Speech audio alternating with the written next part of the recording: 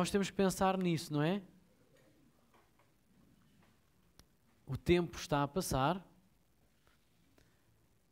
e eu gostaria de chamar a atenção que a vida não está a passar. A vida está a viver-se, não é? A vida está a ser vivida dia após dia, ela não está a passar. O tempo está a passar.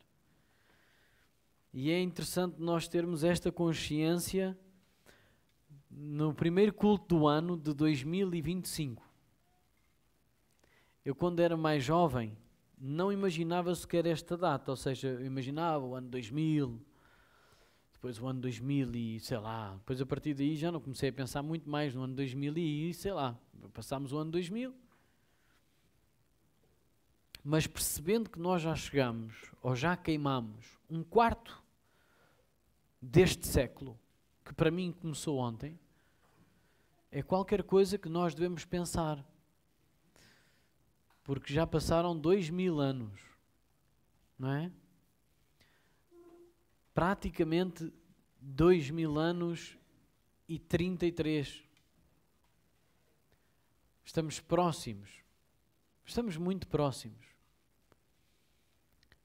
de conquistar aqui qualquer coisa. É bom nós pensarmos nisto. O que é que eu estou a fazer com a minha vida hoje? O que é que o Senhor me instiga a fazer com a minha vida hoje? Ouçam, tudo aquilo que nós estamos a construir, e estou a falar da nossa vida, ok? Tudo aquilo que nós já construímos até agora, independentemente da nossa idade, ou tudo aquilo que nós vamos construir daqui para a frente, deixem-me dizer-vos uma coisa. Nada, além da nossa fé, seguirá a viagem conosco. Nada, além da nossa fé, seguirá a viagem conosco. Então é bom que nós pensemos e repriorizemos as coisas. Reorganizemos não só a nossa agenda, mas principalmente os nossos valores. Porque não tem a ver só com os valores que nós debitamos. Dizemos, eu dou muito valor à família, eu dou muito valor à igreja, eu dou muito valor a Deus, eu dou muito valor... Ok, continuemos a dizer coisas que nós sabemos que são valorizadas. Mas depois olhemos para a nossa agenda, olhemos para a nossa vida e entendamos onde é que o nosso tempo está a ser gasto. Onde é que o nosso tempo está a ser gasto? Outra coisa muito interessante é onde é que o nosso dinheiro está a ser investido. Sabemos que temos que investir dinheiro em coisas que são passageiras, por exemplo, a comida. Eu muitas vezes começo a cozinhar às 9 da manhã, começamos a comer à 1 e à 1h15 está tudo terminado. Mas o que é isto, pá? Tanto tempo a cozinhar e depois é puf! Não é? Nunca vos aconteceu? Pois já acabou. Mas é assim que as coisas são. E é muito interessante porque Deus construiu e fez todas as coisas para nos ir lembrando daquilo que é mais valioso. Então não é só o momento do alimento que é valioso, é toda a construção onde nós chegamos. E mais, e tudo aquilo que aquele alimento vai produzir para o resto do dia. Porque nós não pensamos nisso no momento em que acabou. No momento em que acabou, dizemos sempre, ei, não me apetece pensar na próxima refeição, não é? O que é que vamos comer à noite? Ei, agora não. Agora acabei de comer esta, deixa-me eu desfrutar, estou cheíssimo. Como é que nós estamos a viver o nosso dia, o nosso tempo? Então é uma chamada de atenção, um alerta que o Senhor nos faz, porque eu creio que cada vez que nós olhamos para as Escrituras e nós vemos o que os apóstolos, o que os enviados do Senhor Jesus, o que os da Igreja de Jesus fizeram, nós vemos mesmo que eles repriorizaram todas as suas vidas em prol, organizaram tudo à sua volta para que o Evangelho fosse proclamado no seu tempo. E é de um calibre tal que nós, por mais que nos esforcemos, deixem-me dizer-vos assim, por mais que nos esforcemos, ficamos sempre aquém daquilo que já foi feito. Mesmo com todas as tecnologias que nós temos hoje à nossa disposição. Nós não conseguimos chegar neste calibre. Sabem porquê? Porque eles deram as suas vidas para proclamar o Evangelho. Eles não perdiam tempo que não fosse para proclamar o Evangelho. E nós vemos isso em Atos. Nós temos visto isso em Atos. Queiram, por favor, abrir comigo em Atos 18. E do versículo 1 ao 17 vai ser o nosso texto. Deixem-me só, enquanto vocês vão abrindo, deixem-me só lembrar que o movimento Juntos, que já conta com mais de 150 igrejas, mais de 4.000 participantes por Portugal inteiro, que é aquele movimento de jejum e oração por Portugal. Mas não é só por Portugal, porque o nosso guia devocional diário, que começa hoje, por isso eu estar a falar nesse sentido. Então, hoje nós começamos a orar por uma região portuguesa, por uma parte portuguesa, mas também devemos lembrar que no cartão que nós preenchemos com 10 pessoas ou 10 famílias, com 10 intenções de oração, jejum e também partilha do Evangelho, nós devemos começar hoje, todos juntos, ok? Então Portugal inteiro, quando eu digo Portugal inteiro, claro, é aqueles que estão unidos neste movimento. Então eu, desde há 4 anos, creio eu, desde que iniciou o Juntos, nós temos promovido Juntos todos os anos aqui, junto da Igreja Evangélica do Livramento, e nós estamos em conjunto com toda a Igreja Evangélica de Portugal, que está unida neste movimento, a orar, jejuar, com a intenção de salvar, que Deus salve as pessoas que nós temos naquele cartão, e mais, que se haja esta promoção por Portugal inteiro. Então eu quero lembrar isso. Então todos aqueles que já têm, ou que compraram, não é, o devocional, deverão hoje abrir, ler. Também há o Juntos Kids. Então, com as suas crianças, façam também com as crianças, e vamos orar juntos de 5 a 25 de janeiro. Orar, jejuar. Lá também tem esse, se vocês começarem a ler, vocês veem os tipos de jejum que estão lá mencionados, e vocês deverão organizar-se segundo aquilo que vocês se propõem fazer e que veem que vocês conseguem fazer. Okay? E é uma coisa pessoal, não precisam de estar a promover para outros, não precisam de estar a instigar outros a fazerem aquilo que vocês vão fazer. Então vejam com sentido, com intenção, e façam-no. Ok? Também temos aqui um banner, ou seja, uma publicidade para passar da Escola Bíblica Dominical, que o Zé e a Márcia enviaram para nós. Vocês conseguem passar?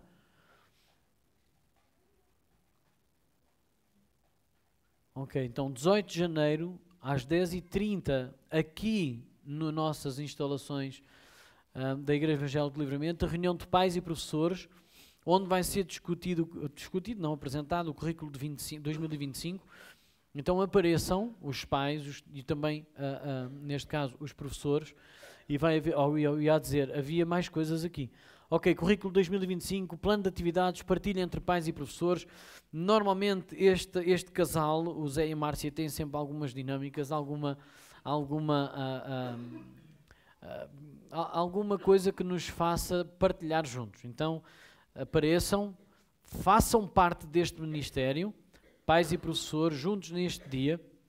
Marquem na vossa agenda, 18 de janeiro, às 10h30 da manhã. Okay? Depois, entretanto, se houver mais alguma novidade, nós vamos passando até o dia 18, e eu creio que temos as nossas informações todas dadas. Vamos ler as Escrituras? Vamos? Diz assim no versículo 1. Eu estou a ler na NVT, já agora, a nova versão transformadora, e vai aparecer aqui atrás a mesma versão que eu vou estar aqui a ler. E eu escolhi esta por causa de alguns termos que já estão aqui explicados no português corrente de hoje, e que eu assim não vou precisar de perder tempo ou de investir tempo a falar sobre algumas partes que na ARA, na Almeida Revista e Atualizada, nessa versão estaria com um português mais arcaico, que normalmente é a que eu mais uso. Porquê? Porque há palavras no português mais antigo, mais arcaico, que estão mais interligadas com a raiz da palavra no grego e no latim. que são as nossas traduções. Então, hoje eu não vou fazer isso, vou usar a nova versão transformadora e vou tentar explicar aqui algumas partes e depois vamos seguir então para o nosso objetivo de hoje. Algum tempo depois, Paulo deixou Atenas e foi para Corinto. Ali encontrou um judeu chamado Áquila, natural do Ponto, que havia chegado recentemente da Itália com sua esposa Priscila, depois que Cláudio César expulsou todos os judeus de Roma.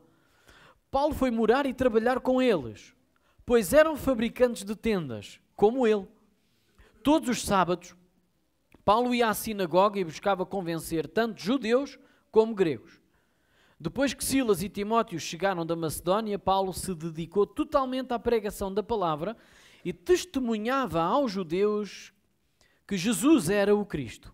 Mas, quando eles se opuseram a Paulo e o insultaram, ele sacudiu o pó da roupa e disse: vocês são responsáveis por vossa própria destruição. Eu sou inocente. De agora em diante, pregarei aos gentios. Então saiu dali e foi à casa de Tício Justo, um gentio temente a Deus que morava ao lado da sinagoga. Crispo, o líder da sinagoga, e toda a sua família creram no Senhor. Muitos outros em Corinto também ouviram Paulo, creram e foram batizados. Certa noite o Senhor falou a Paulo numa visão: não tenhas medo, continua a falar e não te cales, pois estou contigo. E ninguém te atacará nem te fará mal, porque muita gente nesta cidade me pertence. Então Paulo permaneceu ali 1 ano e meio, ensinando a palavra de Deus. Quando Gálio se tornou governador da Acaia, alguns judeus se levantaram contra Paulo e o levaram diante do governador para ser julgado. Eles o acusaram de convencer as pessoas a adorar a Deus de maneira contrária à lei judaica. Mas, assim que Paulo começou a apresentar a sua defesa, Gálio se voltou para os acusadores e disse: ouçam, judeus, se a sua queixa envolvesse algum delito ou crime grave, eu teria motivo para aceitar o caso. Mas, como se trata apenas de uma questão de palavras e nomes e da sua lei, resolvam isso vocês mesmos. Recuso-me a julgar essas coisas. E os expulsou do tribunal. A multidão agarrou Sóstenes, o novo líder da sinagoga, e o espancou ali mesmo, no tribunal. Gálio, no entanto, não se importou com isso. Deixem-me lembrar-vos o seguinte. Esta igreja de Corinto que está a começar foi fundada por Paulo. E ele esteve lá há quanto tempo? 1 ano e meio. 1 ano e 6 meses. Onde ele pregou todo o conselho da parte de Deus. Nós não vemos isso como em Éfeso, como ele disse, eu comprometi-me e cumpri esse propósito de pregar-vos todo o conselho de Deus, mas nós vemos isso pois, pelas cartas que ele envia. Estando em Éfeso, ele envia as cartas para Corinto, e nós temos as 2 cartas que ele escreveu para Corinto, que elas distam mais ou menos 6 meses uma da outra. Então nós vemos o conteúdo pelas cartas de Corinto, aos Coríntios, aquilo que Paulo já tinha mencionado, falado e pregado. Então o apóstolo Paulo fundou a igreja de Corinto, já no final da sua segunda viagem missionária. Ele neste momento está praticamente a terminar a sua viagem missionária. Vocês lembram-se de onde é que ele vinha? Ele vinha da Macedónia, vinha do norte, ali de cima. Ele passou por Filipos, Tessalónica, Bereia, e depois então ele entrou para a região da Acaia, Macedónia e Acaia. Ok? E dentro da Acaia ele foi até Atenas. E começou a pregar ali o Evangelho. O espírito dele revoltou-se por causa da idolatria que existia ali naquele tempo. Mas ele pregou o Evangelho. E estava à espera ainda de Silas, Timóteo, provavelmente também Lucas, que está a escrever este texto. E ele prega ali durante um tempo, não durante muito tempo. Lembram-se que Atenas era a capital da cultura, da idolatria também, mas da cultura. Mas a capital da Acaia, desta região, a capital comercial, a capital do comércio, aquela onde estavam lá as torres gêmeas. que hoje já não existem, né? Só conhece isto quem é do 2001. Mas era onde estava todo o comércio. Uma região muito poderosa em termos comerciais, em termos económicos. Era onde as pessoas que queriam vingar na vida se dirigiam. Era para ali. Era uma zona muito, muito poderosa em termos de negócio. E Paulo foi até lá pregar o Evangelho. Durante esse período ele guiou aquele povo até Cristo e tornou-se como um pai na fé para eles. E isso é mencionado na primeira carta aos Coríntios, no capítulo 4, versículo 15. Depois desse tempo de 18 meses que ele passou lá, Paulo dirigiu-se para Éfeso e de lá escreveu uma carta à igreja de Corinto. Se verificarmos os trajetos e as estadias de Paulo, nós concluímos que Paulo adotou deliberadamente como estratégia evangelizar os grandes centros urbanos do seu tempo. Isto parece que é o acaso, mas se nós recuarmos um pouco no tempo e virmos quando Paulo estava a tentar ir até a Ásia e o Espírito Santo disse-lhe que não, e quando ele então tentou ir para cima, para o Ponto e para a Fenícia, o Espírito Santo disse-lhe que não vais até aí. Então ele dirigiu-se até Troas, que ainda está na parte da Ásia, mas em Troas, e o Espírito Santo deu-lhe uma visão para ele passar até à Macedónia. Então nós vemos o Espírito Santo a guiar Paulo constantemente. E ele passou alguns tempos aqui e acolá a pregar o Evangelho. 3 semanas em Tessalónica. Em Filipe foi apenas umas 2 semanas. Então nós vemos que houve aqui alguns momentos. Olhem para mim e não para o Ebenezer. Vocês estão a olhar para o Ebenezer. Vá. Havia algumas pessoas a... Vá. Olhem para mim agora. Senão vocês vão se perder na informação. Essa informação é muito necessária para que vocês conheçam as Escrituras. Porque mais cedo ou mais tarde, o Senhor vai-vos pôr à prova. Ele vai levar pessoas até vocês, que vocês até já têm orado, para que Deus vos dê a oportunidade de vocês pregarem o Evangelho. E se vocês não tiverem o quê, vocês não conseguem pregar a quem, certo? Então vocês têm que ter alguma coisa. E isso é o Evangelho. E aquilo que eu estou a dizer não é informação que nós possamos pôr no bolso e dizer, isto não é para nós, porque nós não somos pastores. Não, isto é para nós que vivemos o Evangelho. Okay? Então nós precisamos desta informação. E isto também serve para nós irmos sendo estimulados a irmos ao encontro da informação que é divina. Ou seja, isto não é informação qualquer, isto é informação dada por Deus.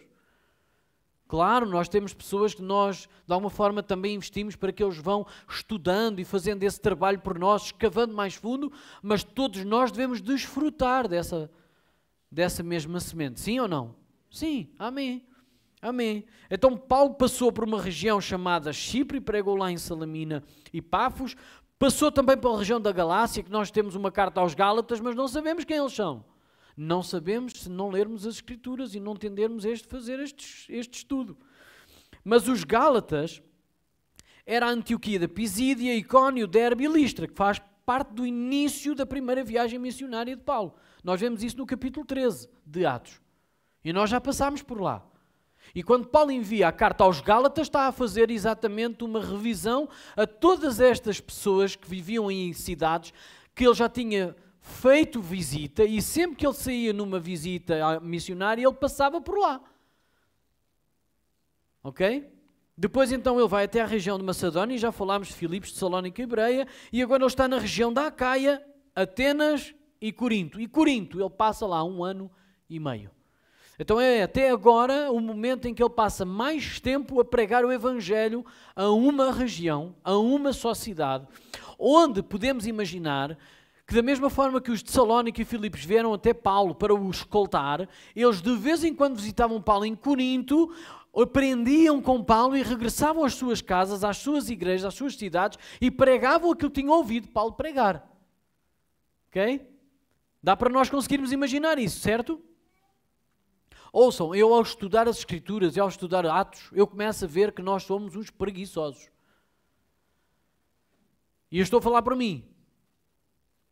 Porque ainda há bem pouco tempo nós fizemos aqui uma viagem missionária até os Açores, que faz parte do nosso Portugal, e na realidade foi uma aventura para a nossa igreja. Porque nós não temos assim tanta cultura de enviar pessoas a lugares, mesmo dentro de Portugal, e neste caso estamos a falar de Portugal, mas das ilhas, e não temos essa cultura, e não temos essa mundividência, e não temos essa experiência, não temos essa comunicação, e depois perdemos uma série de coisas que a Bíblia nos está a ensinar. E nós hoje temos tantas tecnologias e tantas facilidades, porque nós caminhamos 200 ou 400 quilómetros num dia em meia dúzia de horas por causa das autoestradas feitas. Mas não visitamos os irmãos a 100 quilómetros, nem muito menos às vezes a 20. Amém? Mas Paulo e estes missionários viajavam o que conseguiam num dia. 40 quilómetros, depois ficavam na casa uns dos outros. Tu és crente? Sim. Então posso ficar na tua casa. Eles tinham uma forma de viver que nos traz vergonha a nós hoje. Pelo menos a mim traz-me vergonha. Com tanta possibilidade e tanta fragilidade. Nós só conhecemos aqui o nosso mundinho. E mesmo assim, temos muita dificuldade em estar uns com os outros. Em abrir a nossa porta e estar uns com os outros. Mas Paulo e esta comitiva passeava, entre aspas, deixem-me dizer assim, viajava 40 quilómetros num dia. Nós não sabemos se era a pé, se era como é que eles iam, mas eles passavam estes quilómetros todos e depois pernoitavam lá, tanto que é isso que nós temos aquelas cidades antes, entre Filipe e Tessalónica, onde Paulo fica uma noite num lado e no outra noite no outro lado, e depois então chega lá, a Tessalónica, e fica lá três sábados. 3 sábados e depois então ele vai até Bereia porque é expulso de Tessalónica. E depois ele está em Bereia e depois também como os judeus invejosos de Tessalónica descem a Bereia, os de Bereia escoltam Paulo até Atenas. Paulo está em Atenas, ainda não está feliz com aquilo que está a acontecer. Na realidade ele não foi expulso, mas houve tumulto e eles disseram, no outro dia a gente quer-te ouvir falar outra vez sobre esse Cristo crucificado e ressurreto. Paulo então dirige-se até Corinto e é aqui que ele está a fazer ministério neste momento. E eu olhar para isto penso, como é que nós estamos nesta vida de igreja? Como é que nós estamos nesta vida de viver para o Evangelho? Karina, como nós acabámos agora de cantar, não só apenas o dou-te o meu coração e todo o meu ser, para ti quero viver. Ouçam, nós conseguimos cantar isso todos em corpo. Afinadinhos, mesmo sem multitracks nós conseguimos cantar isto, certo? Se eu agora começasse a cantar, vocês eram capazes de acompanhar. Meu coração, meu corpo, minha alma, nós cantamos isto, mas depois é difícil de viver isto.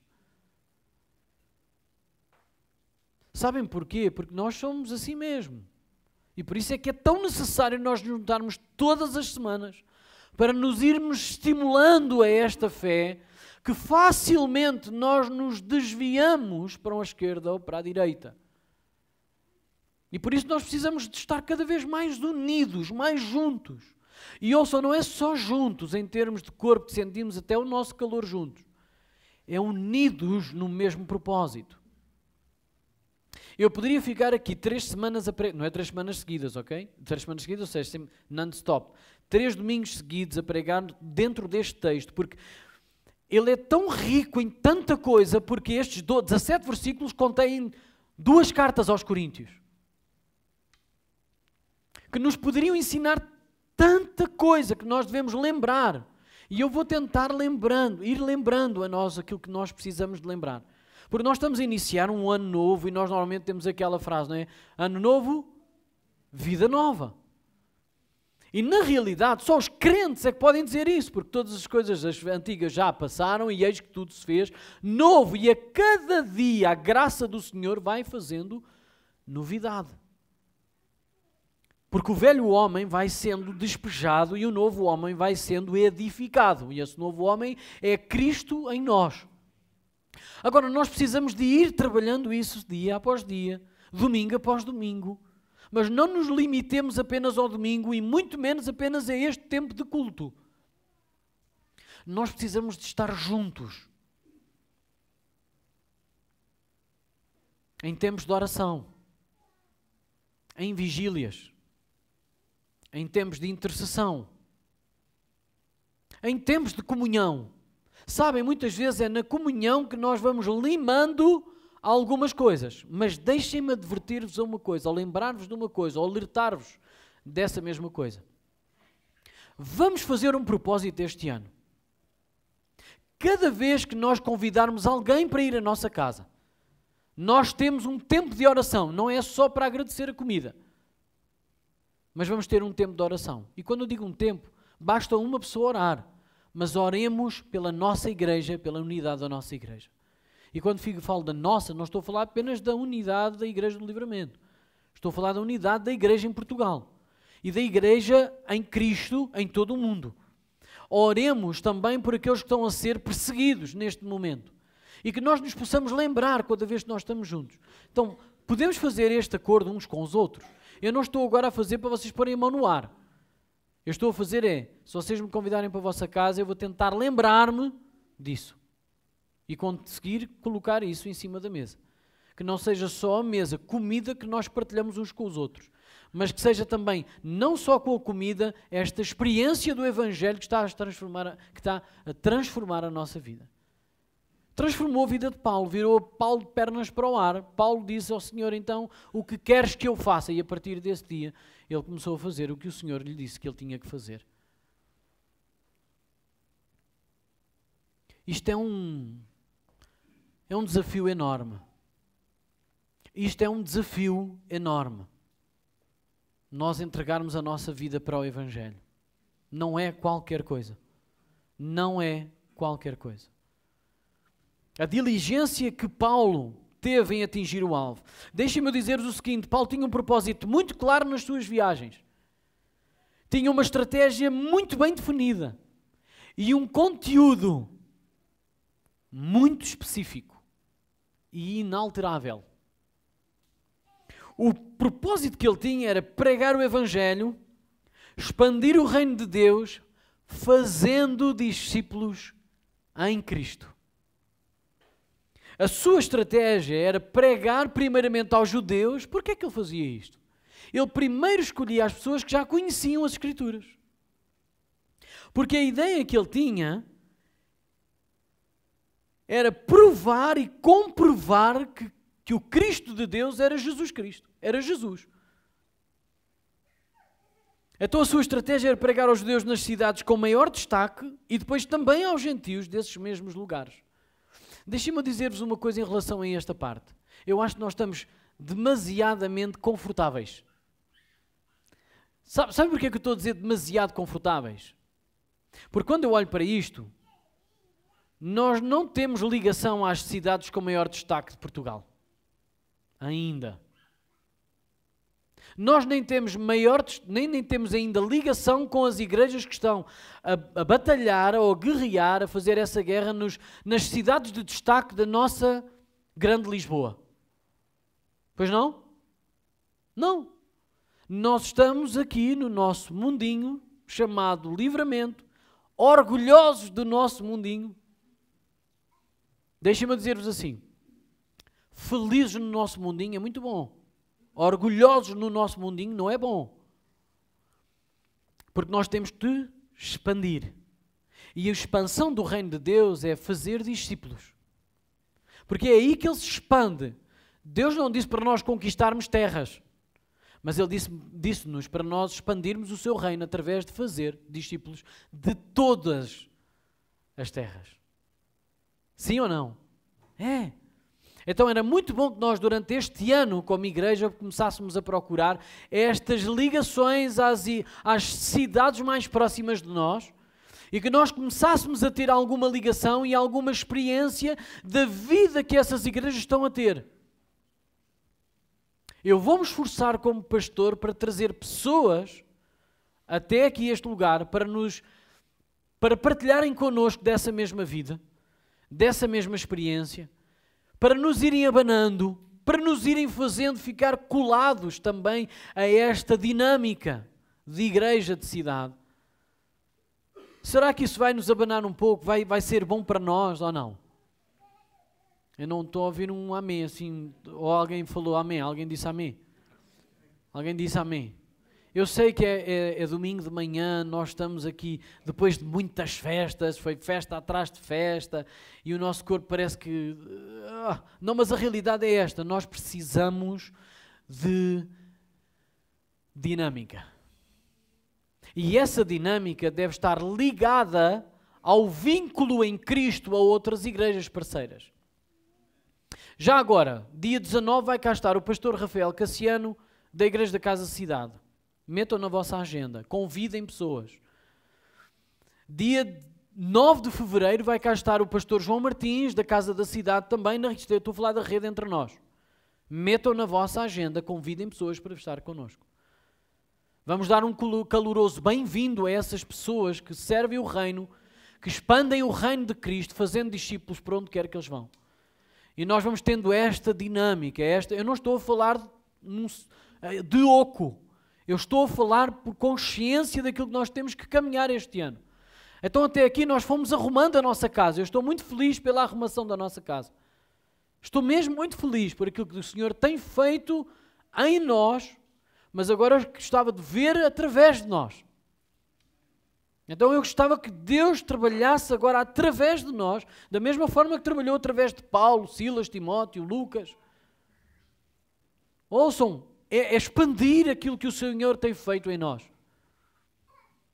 É trazer o eco daquilo que o Senhor tem trabalhado em nós. E vamos tentar desfrutar um pouco mais daquilo que é o corpo de Cristo. Esta diligência.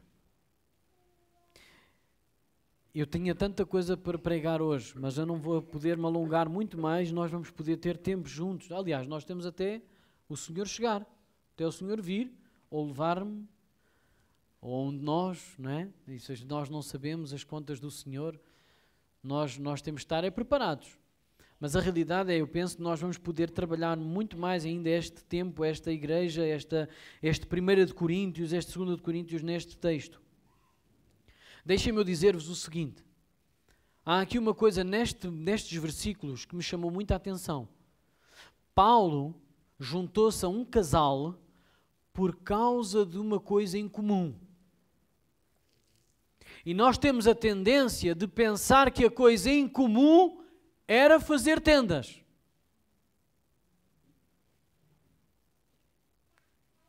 Porquê? Porque é isso que as Escrituras nos mostram e nós automaticamente fechamos o ciclo. Mas não foi primariamente o fazer tendas que os uniu. O que é que os unia?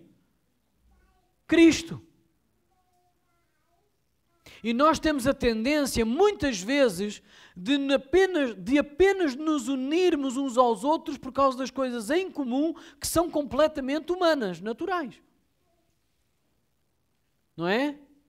Aqueles que gostam de andar de moto, juntam-se para andar de moto. Aqueles que gostam de ver futebol, juntam-se para ir ver futebol. Aqueles que gostam de sentar à mesa, juntam-se para sentar à mesa. E depois nós achamos que o nosso grupo é unido por causa daquilo que é natural em comum. Não, isso não tem nada a ver com o Evangelho. Isso são coisas naturais que mesmo fora do Evangelho as pessoas fazem lá fora, certo?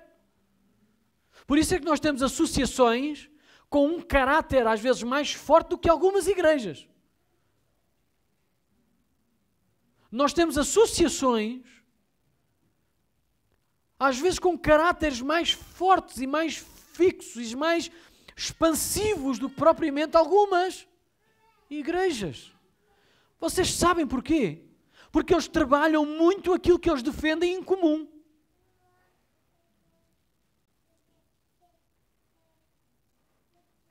Se é a proteção de animais, eles defendem-se e reúnem-se, eles não estão cá a ver se eles gostam todos de cozida à portuguesa. Eles gostam todos de animais e defendem os animais até à unha. Eles não estão interessados se falam isto, se falam aquilo, se são de outra região, se qual é o clube de desporto, não estão preocupados com isso, porque não é isso que os une. O que os une é proteção de animais. E há muitas igrejas que se começaram a unir, deixem-me dizer isto, porque gostavam muito de fazer tendas. Deixem-me chamar isto a um lugar específico. Se nós nos juntarmos apenas naquilo que é naturalmente comum a cada um, nós vamos estar sempre divididos. Não foi isso que Paulo pregou aos Coríntios? Porque uns dizem que são de Pedro, outros de Cristo, outros de Paulo, outros de Apolo, mas Cristo está dividido. O que é que Paulo está a dizer? O que é que nos deve unir como igreja? Somente Cristo, ou seja, principalmente Cristo. E só depois nós poderemos começar a verificar aquilo que na realidade é comum aos gostos de cada um. Mas isso nunca deve servir para afastar aquilo que une em Cristo, aquilo que Cristo une. Então a igreja de Cristo está unida em Cristo e depois vai reconhecendo algumas coisas que têm em comum, como por exemplo Paulo e Priscila e Áquila viram que faziam em comum, que era a sua profissão, tendas. E isso é muito interessante, nós verificarmos isso durante o ano de 2025. Porque nós já tivemos algumas oportunidades, por exemplo, nós juntámos aqui para atualizar, desculpem, o espaço aqui de baixo, e nós unimos uma série de gente diferente. Deu raia? Claro que deu. Deu chatice? Claro que deu. Deu confusão? Claro que deu. Mas sabe uma coisa? Quando essa confusão é unida em Cristo, há crescimento. E há solução. E sabe o que é que isso acontece? Acontece que as pessoas ficam cada vez mais unidas, mesmo sendo diferentes. Então vamos dar a oportunidade a que a igreja se una cada vez mais em Cristo, mesmo tendo muitas diferenças. Olhem, se há coisa que eu gostei muito de experimentar no presbitério anterior, e quero dizer o presbitério anterior enquanto estava eu, o Bernardo e o Pedro, juntos, é que nós éramos completamente diferentes, os três, uns dos outros. Éramos diferentes. E não eram os nossos gostos pessoais que nos unia. Era o propósito comum de defender a causa de Cristo e o Evangelho. Nunca nós fomos iguais. E essa é provavelmente a causa de nós hoje ainda sermos muito unidos. E até mesmo, pasmem-se, amigos.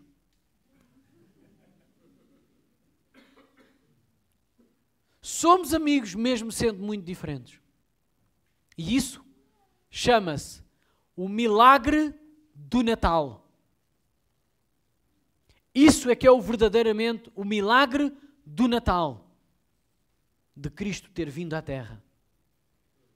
É ter unido pessoas de todo o povo, nação, língua. Ouçam. Esse é o mistério e o milagre de Deus. Porque Ele uniu pessoas de todo o povo, de toda a língua, de toda a nação. Isso é extraordinário. Mas com um vínculo único em Cristo.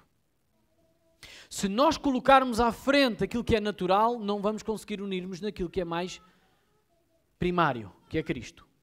Se nós acharmos que a nossa unidade vai estar nos nossos gostos pessoais, esqueçam, não vamos conseguir ser unidos nunca na vida, porque nós estamos a dar primazia àquilo que é natural, ao invés daquilo que é sobrenatural, que é Cristo em nós. Então nós temos que nos amar não por causa daquilo que nós na realidade somos naturalmente, mas por causa daquilo que Cristo quer fazer em nós. E por isso é que Paulo ouviu de Deus a dizer assim, não temas, porque eu tenho nesta cidade muita gente que me pertence. Aos olhos de Paulo ainda não pertenciam. Porque Paulo ainda não tinha pregado o Evangelho. Mas ele recebeu de Deus uma promessa, um facto consumido ou consumado. Tu vais pregar o Evangelho porque há muita gente nesta cidade que me pertence. E não precisas de temer. Então tens um trabalho a concluir. E ele teve durante 18 meses a fazer esse trabalho, até que percebeu da parte de Deus que estava concluído. Então nós temos é que entender da parte de Deus que há um trabalho a concluir. E que nós temos que nos doar para fazer esse trabalho, mesmo ainda não tendo visto resultados nenhuns. Então aquilo que o Senhor pede de nós, hoje, hoje é que nós sejamos unidos nele e comecemos a olhar para as coisas que nos distinguem e não achemos que isso é um problema e que é um impedimento. Porque Paulo aos Coríntios disse, isso é coisa de menino. Quando eu estive com vocês, não vos pude falar como pessoas maduras, espirituais, porque não o eram. Então tive que vos dar ração de bebé, leite. E ele disse o quê? E ainda agora não o podeis receber. Mas ele não desistiu deles. Da mesma forma que nós não devemos desistir uns dos outros. E não devemos apenas apontar o dedo, mas nós devemos apontar a solução. Foi o que Paulo fez. Vocês têm que parar com as coisas de menino, quer dizer estas divisões. Vêem essas divisões entre vocês? Então vocês têm que quebrá-las. E sabe, a divisão não está no externo, está no interno. Aquilo que me divide vocês não está em vocês. Está em mim. Porque foi isso que Jesus me mostrou.